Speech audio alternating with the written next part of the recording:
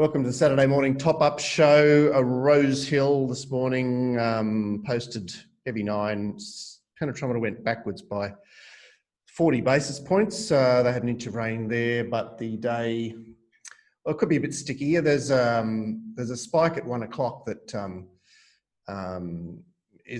there's some prospect of rain then. But I mean, what we're looking at the moment could well be the day. I should say for those of you not in Sydney, it's a little bit cloudy, but a bit sunny as well. Yeah, so it is what it is. Obviously, the missile stakes got cut to pieces, and everyone else must have been watching the preview show because Gord said rulership doesn't handle, and it was scratched, and Sabatiano doesn't handle, and it was scratched. So we've got a bit of a following, haven't we? Yeah, we do. We do. I kind of like them when they leave those ones in, but just for the yeah, that's right. You're looking to take a position for whatever form pointers you look to. Yeah, and you think you're so clever having like the 3 chances in the missile, and I've got this race, and then they wake up in the morning, there's 96% and 3. Yes, I know. It definitely is just a 3-horse race, but no per there. All right, firmer in race 1 is Dancing Gidget into 280 fixed. There's a bit of interest on the fair for 4 and a bit matched, and it's trading low 3s at the moment. Paper Warrior, which is the other horse from the lead up, is thereabouts, and Montophilia Gord is also thereabouts. So it's a battle of the 3-year-olds versus the 2-year-old. And I guess this race should give us a decent guide on the track, given that everything's up and running, and it's not a distance race. It's 1,500. Any closing thoughts here, Glenn? I'm more confident about number 2, Mark. Okay, and Gord, have you taken a position yet, or are you waiting? No, going to wait. Going to have something small on number 9, Montophilia. Okay, the next race is again 1,500 metres, and we just had a light scratching of Almaheri. Royal Banquet is a pronounced favourite here, 3 and a bit matched, trading high 2s. Nothing's really changed from when we spoke on the previous show last night, has there? No, not for me, there hasn't. No. It will be interesting to see how this favourite goes off the demolition job midweek, but against a hollow opposition. It's one of those things we look for. Obviously, Saturday Racing poses these questions all the time. Will this midweek form sort of translate? And this is a good opportunity to see it in action. Obviously, with a lightly raced horse, the Connections, of course, have just had one feature Saturday runner so far in Straub, which was a big blower when circumstances went against it, but nonetheless performed particularly poorly. So there's another question to be answered. I mean, the Saturday Racing tends to be the preserve of the established, or the establishment, doesn't it? Yeah, and the established Saturday trainers as well, Mark. Yeah. So moving right along, I'm declaring that thing now, Royal Banquet. Oh, okay, really? And is that because the track's gone down? Why good? Why good? Well, because like heavy 10, I don't get it. Can't get interested in that price range. And now I just think it controls from its map. So Noble Joey God, leading across you. it's heavy 9.5.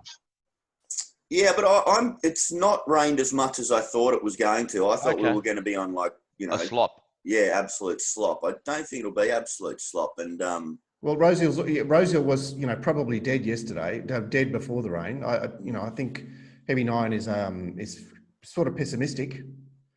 That there's a chance to be a 7 here. Sweet. Okay, well, I got to say, Gord, you do stick with horses at Bolton, and I think it's for all the punters a valuable lesson. Anyway, an interesting race, obviously. Because it wins and you win a bit of money. If it loses, it's a losing bet. Glass half full. Well, I know that's how you think. You go, it's a losing bet. When's the next winning bet? I actually am quite admirable of it. Just around the corner, that's when it is. Light on scratchings the highway. We already had the 4 out. There's just one more, Lamoureux, and nothing doing here as far as the fair is concerned. 2 and 3 are out of the lead. Quiet there, isn't it, on the fair? Very Yeah. quiet on the fair early there. Well, it's a highway race, isn't it? I mean, it's not a race. Yeah, but when you see things like Boomgate, which are going to be about $11 or $12, and they've traded $32 so far, that's light. Obviously, the previous show was suggesting that Total Recall was the weak link in the market. That's perhaps the opportunity in the race. The map with Groupthink and Beige and Gold, they're certainly going to be racing wide on the track. So you'd want to see that that's okay in the first two races, I guess. Yeah, Yep. definitely. All right. I always love how all your horses have got $0 next to them, Mark. But if you had an early trade in there, it'd be funny. Gee, it'd be funny. Fuck, that would be funny. Okay, how did you get on Groupthink to win 2,000 odds? All right, so the mare's race here, Heart of the Oak, is not as so $1.90 after the scratching of JJ Dar, but as is slightly easy at that quote. Wandabar, 420 into 340 fixed odds, and there's. In fact, the matchings are stronger for 1 and 3, Wandabar and Outback Diva, which are up and running horses, versus Heart of the Oak, who's a very, very interesting resumer and looks to control, and it's got a lot to like about it today. Gord, are you waiting on a price here? What are you doing? Yeah, I'm waiting, but it's the only bet I can have in the race. I think it's got lengths on them and it's got no weight on its back. Nothing strange from yesterday. Yeah, let's wait and let's back it. All right, but you say no weight on its back. I mentioned that the top weight has 56 and everything else has 55 or less. It's hardly relevant, isn't it? Yeah. I just, lightly race on wet tracks, carrying no weight on the best horse. Leading. Yeah, leading. It does look potent, and yeah. I'm against it today, and I'm shit scared. And there's not much I can do about it, but can't hold my breath. All right, the Stayers race. We had three. Just on that point, Mark, when you hold your breath in this game, I know exactly what you're talking about. It's amazing. Sometimes I sit there and go, if this wins, I am in so much trouble. It's so much trouble. And then it wins. I go, oh yeah, I'm not that much. It's like you get over it very. It's not. It's just another loser, isn't it? Yeah. If I get a Gray's knee or something, look at what happened to me. I know. So the question is, did Gary Harley find that pie shop on the way home? The Stayers race, 2,400 metres, has lost 3 runners. Two of them are racing at Newcastle though. I didn't even note that they were there. Yeah, the Matthew Smith horses at Newcastle, and so is the other good chance in this race. Who was it that was scratched? California, was it? No, the other one. Oh, Terwilliger. Terwilliger's racing at Newcastle, 2,900 metre race. Oh, of course, it's that one. Very good. Okay. Which I think is disappointing that Saturday horses go to Newcastle on Saturday. It is, but no, I haven't done that race yet, but it sounds like Terwilliger could be a bet. I prefer the 2,900, and it's go forward, hell, it's back in grades.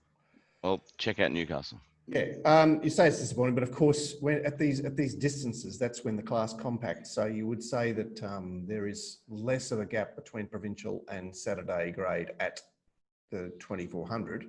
90,000 less prize money though. 125 for this, 35 up there. Seems a lot. I know, but Waller is hard to beat. He's lined them up here: Stardome, Desert Path, Birth of Venus, Guys. Okay. That's a lot to get through. Yeah, and then you got the other one and the other one, Love Seed, and the top one. The other one. Guys is the overnight firm, $6 into 480, not reflected there in any fair action. It looks a very even race. Obviously, there's one horse that can't win, but you'd have to say that the way the scratchings have fallen, it's a wretched horse, but Shangani Patrol, at least his sort of 50 to 1 chance became probably 16s or 20s because he's just got it all to himself up front. Very, very one-paced. Of course, he towed up Stardome last time they met a year ago on the Kensington track. So I guess that's some sort of recommendation to him. Gord, are you having a drink here? Yep. Time for a nap. Is that a nap time? That's nap time, is it, Gordon? Yep.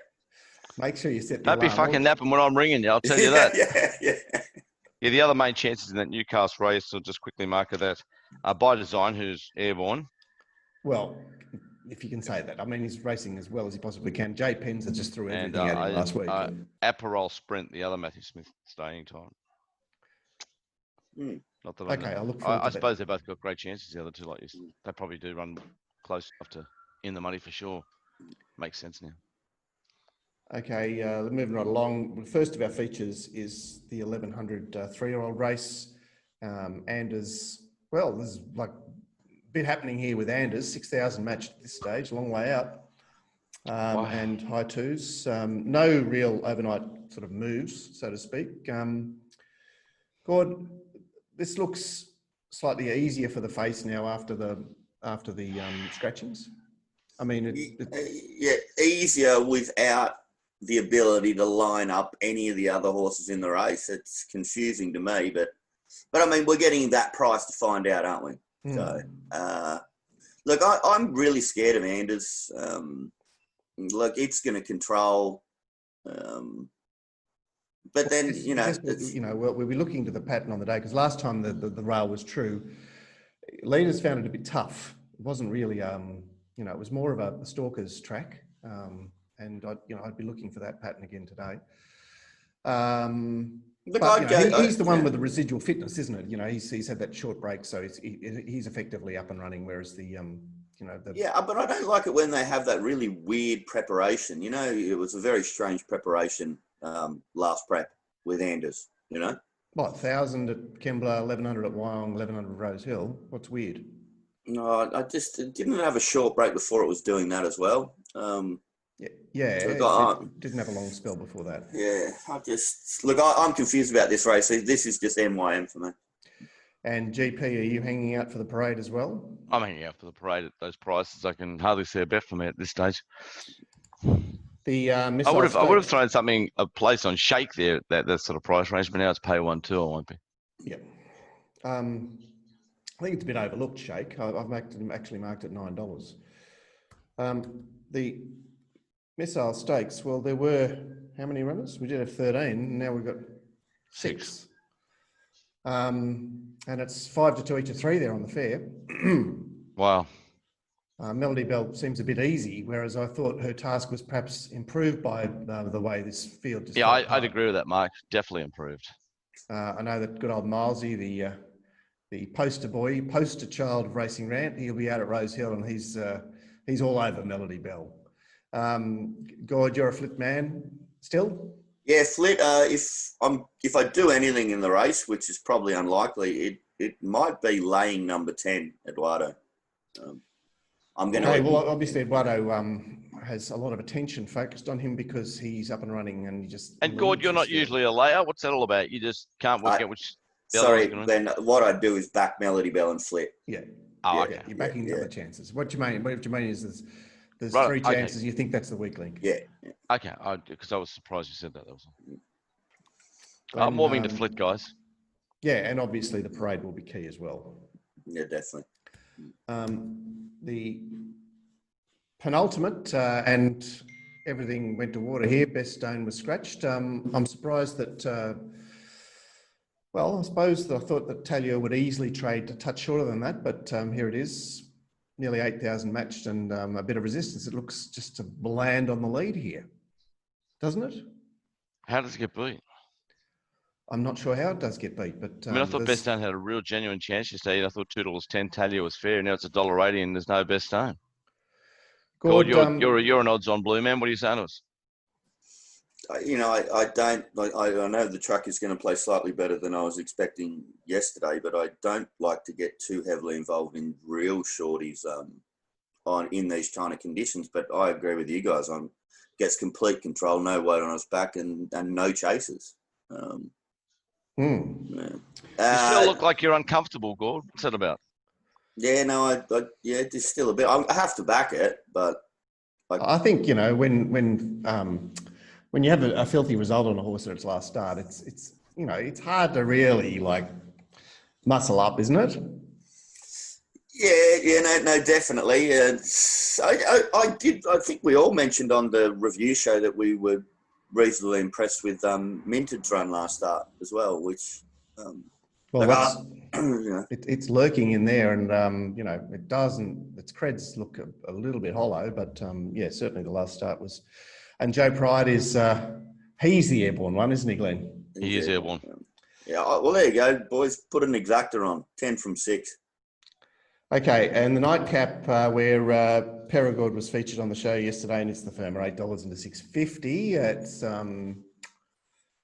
not in stone yet. This is looking pretty even there with 5 distinct Yeah. chances. And if the trade on every run, it tells you how confused the punters are. There's not much doing, is there? No, but it is a long way. This is days away. This race. I suppose so. Yeah, it's like Anthony Green commenting on those bloody from that first booth coming out in the election special. But